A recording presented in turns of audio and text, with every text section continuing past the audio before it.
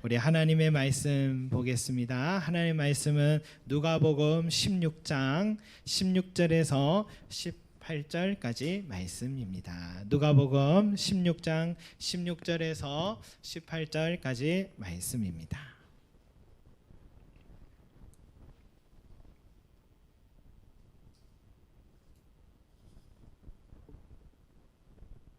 잘신 줄 알고 한 목소리로 함께 올려드리겠습니다. 시작. 율법과 선지자는 요한의 때까지요 그 후부터는 하나님 나라의 복음이 전파되어 사람마다 그리로 침입하느니라. 그러나 율법의 한 획이 떨어짐보다 천지가 없어짐이 쉬우리라. 무릇 자기 아내를 버리고 다른 데 장가드는 자도 간음함이요 무릇 부름당한 여자에게 장가드는 자도 간음함이니라. 아멘. 오늘 말씀은 이렇게 시작합니다. 율법과 선지자는 요한의 때까지요 그 후부터는 하나님 나라의 복음이 전파되어 사람마다 그리로 침입하느니라 라고 예수님께서 오늘 말씀하셨습니다. 이 말씀이 어떤 뜻을 갖고 있을까요? 요즘 베이징 동계올림픽이 한참 진행 중에 있잖아요. 방송에서 우리나라가 가장 잘하는 이 빙상에서 또 쇼트트랙을 또 경기를 많이 보여주고 있습니다. 이런 쇼트트랙 하면 효자 종목이잖아요. 우리 한국 하면은 쇼트트랙이었습니다. 그런데 이번 이 효자 종목 쇼트트랙을 의심 없이 보다가 드는 생각이 우리나라가 그동안 잘해온 것이 신체 조건 또 자연 환경 타고난 재능이 아니라 선수들의 땀의 결실이었구나 하는 것을 알게 되었습니다. 우리나라 선수뿐만 아니라 다른 나라 선수들의 실력과 전략이 다 올라 있다는 것을 보게 됩니다. 이 선수들 기량에 이 평준화가 온 이유가 뭘까 생각해 보니까 한국 선수들과 코치와 감독들을 다른 나라도 영입을 하기도 했고 또 서로의 전략과 기술을 습득하기도 했어요. 한국의 특허 기술이 마지막 결승선에 들어갈 때 앞발을 하나 내미는 거, 그죠? 그런데 이제는 모든 국가 선수들이 다 발을 내밀고 들어오고 있었습니다. 내가 빨리 다니는 것도 중요하는데 뒤 선수가 나를 앞지르지 못하도록 막는 것도 기술이었습니다. 처음에는 힘을 비축했다가 중후반부터 아웃코스에서 속도를 내는 것도 기술이었습니다. 그리고 이제는 스타트부터 속도를 내서 끝까지 1등으로 달리는 선수 전략도 다 기량들이 뛰어나서 이제는 선수들 각 나라 차이를 못 느낄 만큼 나올라 있었습니다. 그래서 보면서 효자 종목이라고 이제 긴장의 끈을 놓으면 안 되겠구나. 계속해서 노력하고 끊임없이 노력하지 않으면 안 되겠구나 하는 것을 배우게 됐습니다. 그런데요, 이번 경기는 유난히 선수들이요 고르지 못한 이 빙판에 넘어지는 경우도 많고 선두 또 서로 선두의 자리를 차지하려고 부딪혀 넘어져 탈락한 안타까운 경우들도 많이 보고 특히 중국 선수가 같은 조에 있으면 걱정부터 됩니다. 선두로 들어와도 비디오 판독에서 중국 선수가 다음 경기에 올라가는 경우들이 많아서 우리나라뿐만 아니라 다른 나라들도 피해를 많이 봅니다. 그래서 한 아나운서의 말이 인상적이에요. 베이징의 공기는 묘합니다 라고 말하더라고요. 뭔가 불공정한 공기의 흐름이 있다라는 뜻이겠죠. 이번 올림픽을 보면서요 경기에서 가장 중요한 것은 끊임없이 노력하고 뛰는 사람만이 결실을 얻는다라는 것이고 또 하나는 공정한 출발과 공정한 판결이 있어야만 그 경기가 성공적으로 마칠 수 있다라는 것이었습니다. 이런 같은 차원에서요 오늘 예수님의 말씀을 한번 들어보려고 합니다. 율법과 선지자는 세례 요한의 때까지요 라고 했잖아요. 이 말은 뭐냐? 세례 요한은요 구약 시대의 마지막 선지자야라는 뜻입니다. 또 한편은 그 후부터는 하나님 나라의 복음이 전파되어 라고 했는데 이 말은 세례 요한은 신약의 시대를 공포한 사람이기도 하다라는 뜻입니다.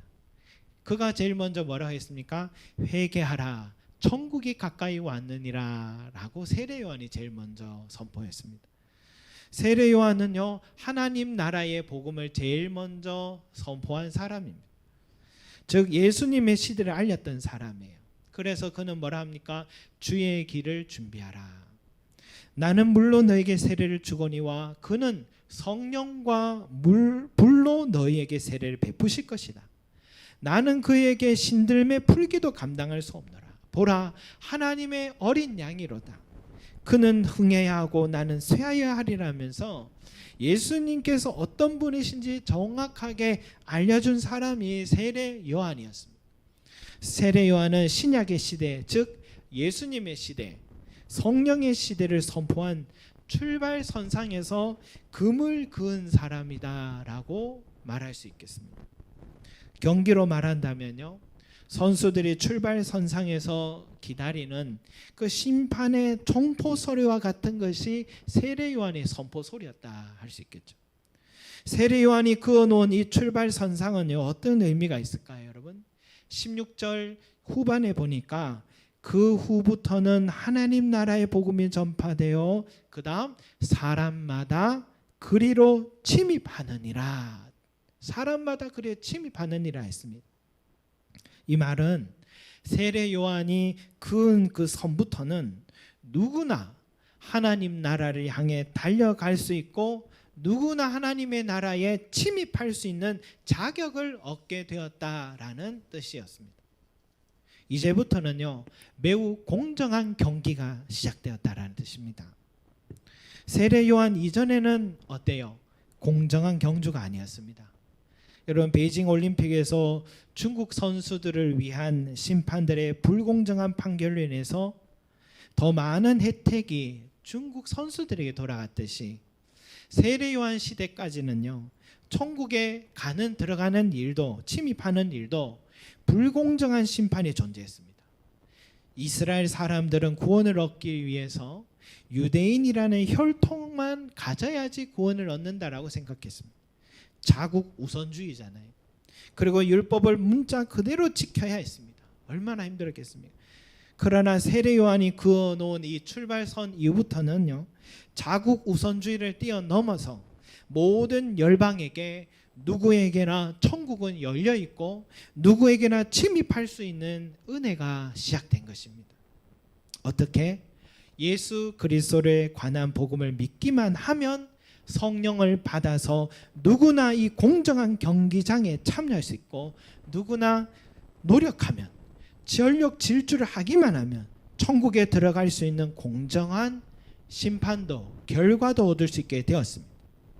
그래서 말씀에 사람마다 그리로 침입하느니라 라고 말씀한 거예요. 다른 성경에 이 말씀 어떻게 말했느냐? 천국은 침노를 당하나니 침노하는 자는 빼앗느니라. 침노하는 자는 빼앗는다라고 누구에게나 열려있게 되었습니다. 내가 하기 나름이란 뜻입니다.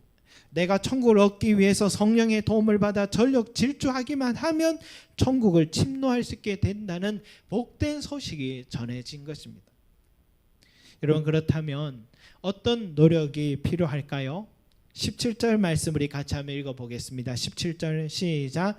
그러나 율법의 한 획이 떨어짐보다 천지가 없어짐이 쉬우리라. 아멘. 여러분, 오늘 우리가 읽었던 이 성경의 이 한 구절 말씀이, 이 한 구절 말씀이 사라지는 것보다 차라리 세상이 멸망하는 게 더 쉽다고 말했습니다. 그만큼 이 성경의 말씀은 진리고 영원하다는 뜻입니다. 예수님께서 이렇게 말씀하신 것 얼핏 보면 이 성경 말씀 문자 글자 그대로 지키려고 했던 그 바리새인과 서기관들의 입장과 비슷해 보이지만은 예수님의 오늘 이 말씀은 그 이상의 의미를 지금 말하고 계신 겁니다. 왜냐하면 예수님은 말씀했죠. 너희 의가 바리새인과 서기관보다 더 낫지 못하면 결코 천국에 들어가지 못하리라 했으니까 그들의 문자적 순종보다 더 이상의 의미를 지금 예수님이 요구하고 있다는 것을 알 수 있어요. 성경의 문자적 순종을 넘어서 이 성경 말씀이 가지고 있는 본질적인 의미, 내적인 의미까지 지켜 행해야 한다라고 주님 말씀하셨어요. 말하자면요, 남편이 아내에게 사랑한다고 말도 많이 하고 선물도 많이 사주고 기념일도 잘 챙겨주는데 이 아내의 입장에서는 정말 나를 사랑하는 것인지 느끼지 못한다면 그 남편의 사랑은 문자적 사랑을 하고 있는 거죠. 외적 사랑만 하고 있는 것이죠. 예수님도 지금 같은 말씀이에요. 하나님의 말씀을 소중히 여기고 진리로 여기며 살아야 한다고 하실 때는 우리가 하나님 말씀을 존중하고 사랑하는 것이 그 하나님 입장에서 그 마음이 전달되어야 된다는 것입니다. 이게 진정한 순종인 거예요. 진정한 순종은요, 외적일 뿐만 아니라 내적인 부분까지 포함한다는 것입니다. 우리가 하나님 말씀을 지켜 행해야 한다는 것은 이 부분까지 요구하는 것입니다. 그러니까 바리새인들 서기관들의 의보다 더 나아야 한다는 말씀이 이겁니다. 그래야지 천국에 들어갈 수 있다는 것입니다. 그 예가 바로 산상수훈이잖아요. 너희가 간음하지 말라는 말라 하였다는 것을 너희가 들었으나 나는 너에게 이르노니 음욕을 품고 여자를 보는 자마다 마음에 이미 간음하였느니라. 여러분, 바리새인들과 서기관들이 간음하지 말라는 말씀 10계명에서 7계명을 지킬 때는 실제로 드러나는 간음의 현장에 붙잡히지 않으면, 죄를 짓지 않으면 되는 것이다, 그렇게까지 생각한 거예요. 그러나 예수님은 마음으로 간음한 것까지도 죄라라고 말씀하고 있습니다. 그러니까 우리 그리스도인들은요, 바리새인들과 서기관들보다 더 하나님의 말씀을 치열하게, 더 애써서 지켜야, 행하려고 노력해야 된다, 그 이상의 수준을 지금 우리에게 요구하고 계신 것입니다. 이런 말씀을 지켜 행하려는 것 치열하면요, 마치 결승선에 들어오는 선수가 앞발이라도 먼저 내밀어서 0.01초라도 앞당기려는 그 간절함과 같은 것입니다. 그 사람만이 천국에 침입할 수 있는 사람이 된다라고 말씀하고 있는 것입니다. 그런데 여러분, 어떻게 그렇게 어떤 말씀을 가지고 그렇게 살아야 되느냐? 갑자기 예수님이 18절의 말씀을 이렇게 하고 계세요. 같이 읽겠습니다. 시작. 무릇 자기 아내를 버리고 다른 데 장가 드는 자도 간음함이요 무릇 버림당한 여자에게 장가 드는 자도 간음함이니라. 아멘.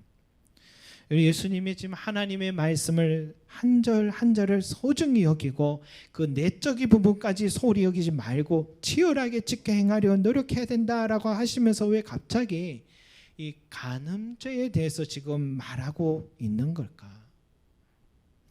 여러분, 어쩜 우리가 이 간음죄에 대해서 가장 관대하게 지켜 행하기 때문이 아닌가 싶습니다.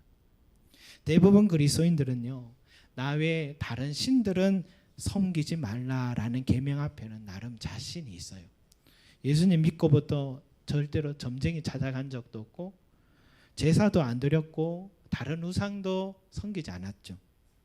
살인하지 말라는 계명도 자신이 있습니다. 살인했으면 지금 이 자리에 안 계시잖아요, 그죠? 안식일 거룩히 지키라, 이것도 자신이 있어요. 그러니까 지금 교회에 와 있잖아요. 내 부모를 공경하라, 계명 앞에도 나름 도리는 하려고 노력해야 합니다, 여러분. 내 이웃의 것을 탐내지 말라 마찬가지입니다. 어릴 때야 옆에 친구 지우개도 훔치고, 그죠? 서리도 하고 그랬지만은 이제는 뭐 먹고 살만하니까 남의 것을 탐내지 않아도 괜찮아요. 그런데 이 간음하지 말라라는 이 계명 앞에서는 누구도 떳떳할 사람이 없어요.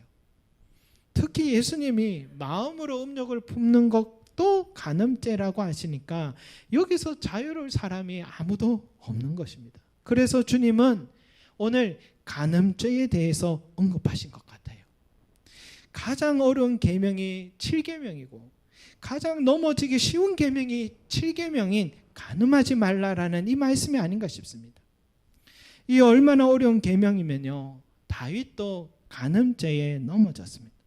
그 믿음 좋은 사람이, 그 인격적인 사람이, 그 용맹한 사람이 충성한 부하 우리아의 아내를 탐하는 간음죄를 짓고서 그의 인생에 큰 대가를 치러야 됐습니다. 이스라엘 백성들이 모압에서 이제 조금만 더 들어가면 뭡니까? 40년 동안 기다렸던 가나안 땅입니다. 40년을 잘 견뎌와 놓고는 결국 이스라엘 남자들이 모압 여인이 너무너무 아름다웠나 봐요. 그 아름다운 모압 여인들 유혹에 넘어 간음죄에 빠지고 자기의 아내만 버린 게 아니라 하나님까지 버리고 모압 땅의 우상을 섬기다 결국 하나님의 진노에 죽게 되는 것입니다. 여러분, 이 간음죄가 무서운 또 하나의 이유는 다른 죄를 파생한다라는 것입니다. 다윗에게 간음죄는 충성된 우리아를 고의적으로 죽게 만든 살인죄를 불러왔고, 이스라엘 백성들의 간음죄는 우상을 섬기는 일계명을 어기는 결과까지 파생하게 됐습니다. 그렇기에 우리가 가장 경계해야 하는 부분은 간음죄인 것입니다. 여러분, 우리는 간음죄를 죄로 여기지 않는 시대를 지금 살고 있습니다. 법적으로 간통죄 폐지 법안이 통과돼서 특별한 이유 없이 단지 사랑하지 않는다고 나를 버리고 다른 여자와 결혼하려는 사람을 제재하는 법적 효력이 없습니다. 사랑하는 사람이 생겼다고 그 사람이 결혼관계 아직 지속되고 있는데도 그 부부 틈 속에 들어가 한 가정을 파탄에 이르게 해도 제재할 수 있는 법적 효력이 없습니다. 그런데요, 당시 유대법도 마찬가지였습니다. 모세법에 따르면요, 남자들이 이혼하기를 원하면 이혼 증서에 이유 같지도 않은 이유를 써서 제출하면 바로 이혼이 진행되는 시대가 바로 예수님 시절이었습니다. 그렇게 일방적으로 아내를 버리고 이혼을 했다고 하나, 여러분, 하나님은 여전히 그 관계를 부부 관계로 보고 계신데 또 다른 사람을 만나 결혼을 하니 그것이 간음죄가 되는 것입니다. 그래서 예수님은 마태복음 19장 9절에 이렇게 선언한 거예요. 음행한 이유 외에 아내를 버리고 다른 데 장가드는 자는 간음함이니라 라고 말씀하신 것입니다. 여러분, 아무 사유도 없이 아내 버리기를 누워 떡 먹듯이 해대는 당시 남성들을 향해 그들이 하나님 앞에 얼마나 큰 죄를 짓고 있는지 지적하신 것입니다. 어쩌면 예수님의 시대나 지금 이 시대나 간음죄를 죄로 여기지 않고 하나님의 계명, 특히 간음하지 말라는 계명 가벼이 여기는 이 시대를 향해서 다시 한번 깨닫게 하시는 것입니다. 여러분, 이 간음하지 말라는 이 말씀은요, 우리 신앙에 있어서 가장 중요한 바로 미터라고 말할 수 있겠습니다. 다시 말해, 이 계명만 잘 지켜도 그의 신앙은 성공했다라고 할 수 있고, 다른 계명 다 지켜도 이 계명에 넘어지면 다 잃고 마는 것이 이 간음하지 말라는 계명인 것입니다. 저의 이 사견이라고 할 수 있는데, 이번 이 문재인 정부가 참 어렵게 세워졌는데 아직 결론은 나지 않았지만 보통 한 정부가 세워지면 10여 년은 가잖아요. 근데 지금 쉽게 막을 내릴 위기가 또 생길 수도 있는 상황에 지금 처한 거예요. 가만히만 있어도 같은 정부가 두 번 이어가는데 왜 이런 위기가 찾아왔을까? 저 혼자 한번 생각해 봤습니다. 여러분, 저 혼자 생각이니까 들어봐 주십시오. 제일 큰 부분이 부동산 문제라고, 이거는 뭐 여론에서 그렇게 얘기를 하는데, 그 다음은요, 간음죄와 관계 있다 생각합니다. 이 정부가 세워지는데 1등 공신들이 도지사의 자리, 시장의 자리에 있다가 모두 다 이 간음죄의 문제로 인해서 무너지기 시작했어요. 민심이 돌아서고 있는 것 같아요. 그 자리에 우리까지 얼마나 치열하게 정의를 외치고 자기 자신들을 검열해 왔겠습니까? 그러나 이 간음죄를 소홀히 여기는 바람에 개인적으로도 국가적으로도 지금까지 세운 그 모든 수고가 흔들리는 상황을 초래하는 것을 보게 됩니다. 반대로 여러분, 요셉 보십시오. 그가 당시 가장 강력한 이집트 제국의 지도자의 자리를 앉게 된 것은 돌아보면요, 이 간음죄를 피했기 때문이기도 합니다. 보디발의 아내가 밤마다 그를 유혹할 때 한 남자로서 얼마나 흔들렸겠습니까? 또 갑과 을의 관계잖아요. 그 권력의 힘을 거절하고 뿌리친다는 게 어떤 결과를 초래할지 잘 아는 한 사람으로서 요셉이 얼마나 힘들었겠습니까? 그러나 그는 내가 하나님 앞에서 어찌 죄를 지으려 하며 그 간음죄를 과감하게 피하였습니다. 하나님께서 이 요셉의 성품도 성실함도 정직함도 다 귀하게 보셨지만 그가 이 간음죄의 유혹 앞에서 하나님의 계명을 지켜 행한 것을 보시고 그를 결국은 이집트의 국무총리의 자리에 맡기시고 열방의 생명을 지키는 자로 세우신 것입니다. 그래서 이 간음하지 말라는 건 우리 인생과 신앙의 구원의 문제에 이르기까지 다 포함하는 핵심적인 말씀이기에 주님께서 오늘 우리에게 이 말씀을 하신 것 같습니다. 사랑하는 성도 여러분, 오늘 이 말씀이 참 무겁게 다가오지 않습니까? 저도 준비하면서 너무 무거워요. 그러나 무겁다라는 것은 너무나 소중하다라는 것을 말해주기도 합니다. 과거에도 내가 이런 부분에서 여러분 넘어진 적이 있다면 우리가 회개하고 주님께서 간음한 여인에게 뭐라 합니까? 다시는 이런 죄를 짓지 마라 라고 주님께서 말씀하셨습니다. 또 현재도 이러한 유혹 속에 우리가 서 있다면 여러분 과감하게 요셉과 같이 피하셔서 구원을 온전히 이루어 가시기를 바라고 지금까지 세워온 우리의 삶을 아름답게 지켜가시기 바랍니다. 또 아직은 이 말씀이 와닿지 않은 우리 자녀들의 세대들이 있잖아요. 우리 청소년들도 오늘 말씀을 여러분 잘 기억해서 앞으로 이런 유혹이 인생에 또 다가오면 가볍게 여기지 말고 내 인생의 승패가 여기에 달릴 때 생각하고 승리하고 하나님의 큰 축복 받아서 요셉처럼 귀하게 쓰임 받기를 바랍니다. 여러분 내가 신앙생활 잘하고 있는가 그걸 판단하는 거 어렵지 않아요. 내가 간음죄 앞에서 어떤 태도를 취하고 있는가 보면 알고 내가 천국을 침노하기 위해 나의 달려갈 길 잘 달려가고 있는지 확인하고 싶다면 그것은 지금 내가 간음죄에 빠져 있는 것은 아닌지 돌아보면 되는 것입니다. 주님께서 난데없이 하나님 말씀을 잘 지켜 행해야 한다 하시고는 바로 이어서 간음죄에 대해 언급하신 것은 그만큼 간음하지 말라는 계명을 내 생에 가장 소중한 계명으로 여기고 그걸 생명처럼 지키려는 몸부림을 치라는 주님의 음성인 줄 우리가 들어야 될 줄 믿습니다.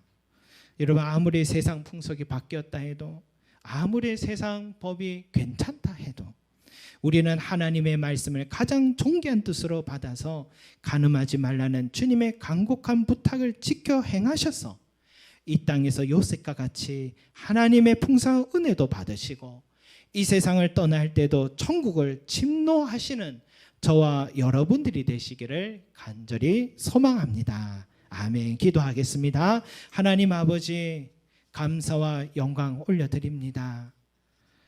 저희는 부족하고 연약하여서 유혹이 찾아올 때 얼마나 많이 넘어질 때가 많은지요. 주여 우리의 힘으로 할 수 없어서 세례 요한이 너희는 이제부터는 성령과 불로 세례를 베풀어 주시는 주님을 만날 것이다 라고 했듯이 이제는 이 경주에서는 내 힘과 내 의가 아니라 성령의 능력과 성령의 힘으로 감당하고 달려가게 될 줄 믿습니다. 도와주시옵소서. 우리의 의로는 이길 수가 없습니다. 주여 이 유혹에 승리할 수가 없습니다. 그러나 승리해야 합니다. 이것에 넘어지면 모든 것을 잃고 구원까지 잃게 된다고 주님 말씀하셨사오니 주여 이 말씀을 지켜 행하게 하여 주시고 승리할 수 있도록 성령이여 도와주셔서 주님의 영광 돌리는 자 되게 하시고 이 땅에서도 하나님의 풍성한 은혜를 누리고 하나님의 축복을 받고 또한 하나님의 나라를 침노할 수 있는 침입할 수 있는 복된 인생들이 될 수 있도록 은혜 다하여 주시옵소서. 감사드리며 예수 그리스도 이름으로 기도드립니다. 아멘.